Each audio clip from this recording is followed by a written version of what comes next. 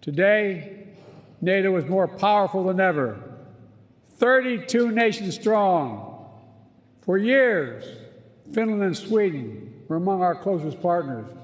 Now they have chosen to officially join NATO, and because of the power and meaning of Article 5 guarantee, that's the reason. It was the most important aspect of the alliance in 1949, and it is still the most important aspect. I'd also note, Finland and Sweden joined the alliance not just because their leaders sought it, because their citizens called for it in overwhelming numbers. Remember, NATO's character is fundamentally democratic, always has been and always must continue to be. And today, NATO is better resourced than it ever has been. I want to pause on this because it's significant. In the year 2020, the year I was elected president, only 9 NATO allies were spending 2% of their defense GDP on defense. This year, 23 will spend at least 2%. And some will spend more than that.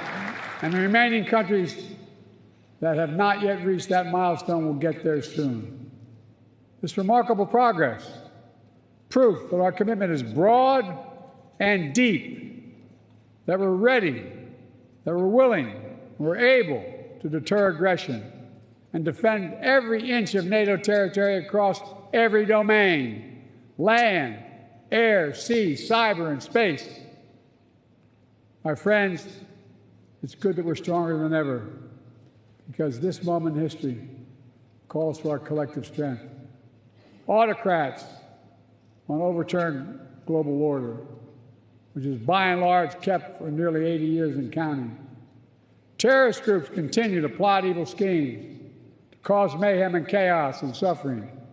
In Europe, Putin's war of aggression against Ukraine continues, and Putin wants nothing less than Ukraine's total subjugation, to end Ukraine's democracy, to destroy Ukraine's culture, and to wipe Ukraine off the map. And we know Putin won't stop at Ukraine. But make no mistake, Ukraine can and will stop Putin.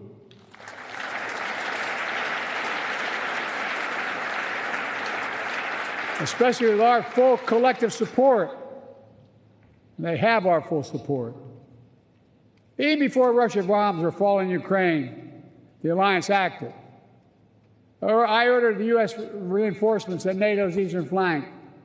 More troops, more aircraft, more capabilities. And now the United States has more than 100,000 troops on the continent of Europe. NATO moved swiftly as well, not only reinforcing the 4 existing battle groups in the east, but also adding 4 more in Bulgaria, Hungary, Romania, and Slovakia, essentially doubling NATO's strength on the eastern flank.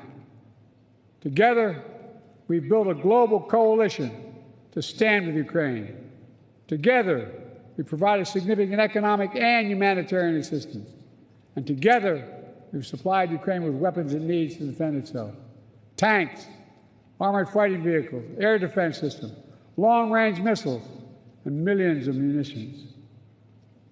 The United States and nearly 24 allied partners have signed the bilateral security agreements with Ukraine, and more countries will follow.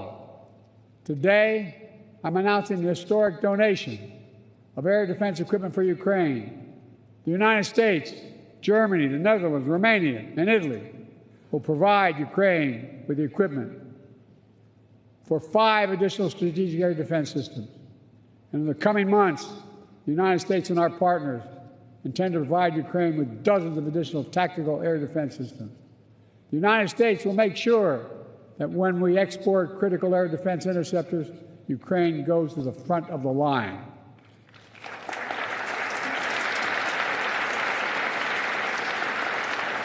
They will get this assistance before anyone else gets it. All told, Ukraine will receive hundreds of additional interceptors over the next year, helping protect Ukrainian cities against Russian missiles, and Ukrainian troops facing air attacks on their front lines. Make no mistake, Russia is failing in this war. More than 2 years into Putin's war of choice, his losses are staggering. More than 350,000 Russian troops dead or wounded. Nearly 1 million Russians, many of them young people, have left Russia because they no longer see a future in Russia.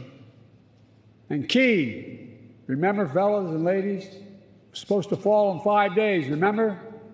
Was still standing 2.5 years later and will continue to stand.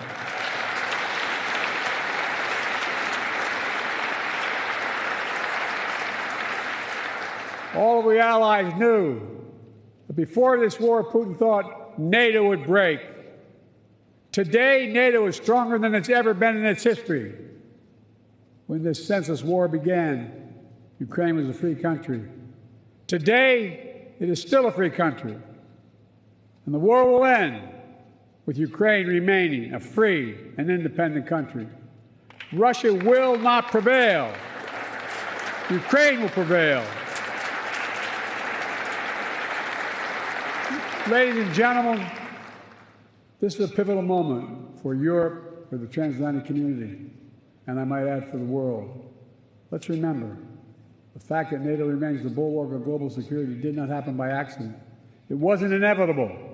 Again and again at critical moments, we chose unity over disunion, progress over retreat, freedom over tyranny, hope over fear. Again and again we stood behind our shared vision of a peaceful and prosperous transatlantic community.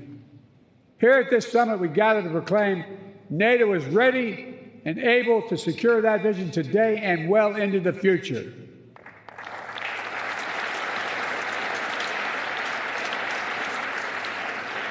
Let me say this. An overwhelming bipartisan majority of Americans understand that NATO makes us all safer. The fact that both Democratic and Republican parties are represented here today is a testament to that fact. The American people know that all the progress we've made in the past 75 years has happened behind the shield of NATO. And the American people understand what would happen if there was no NATO. Another war in Europe, American troops fighting and dying, dictators spreading chaos, economic collapse, catastrophe. Americans, they know we're stronger with our friends, and we understand this is a sacred obligation. As President Reagan put it, and I quote, "If our fellow democracies are not secure, we cannot be secure. If you are threatened, we are threatened. If you're not at peace, we cannot be at peace." Reagan knew it then, and we know it now. Our nations will continue to keep faith with what we pledged in years to come. Now, if you'll indulge me, I'd like to end my remarks in a slightly unusual way. NATO is an alliance of nations, but also made up of leaders. And one person in particular has done an extraordinary job leading NATO for the last decade. Secretary General Stoltenberg, would he come forward?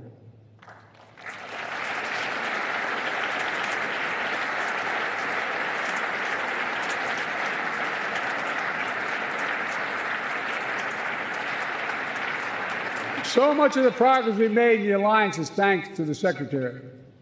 He's a man of integrity and intellectual rigor, a calm temperament in a moment of crisis, a consummate diplomat who works with leaders across the political spectrum and always finds a way to keep us moving forward. Secretary, you've guided this alliance through one of the most consequential periods in its history.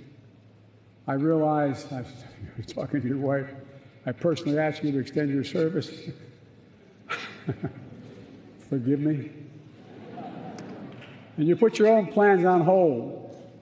When the Russian war in Ukraine began, you didn't hesitate.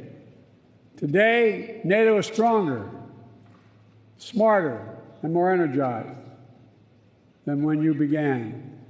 And 1 billion people across Europe and North America, indeed the whole world, will reap the rewards of your labor for years to come in the form of security, opportunity, and greater freedom.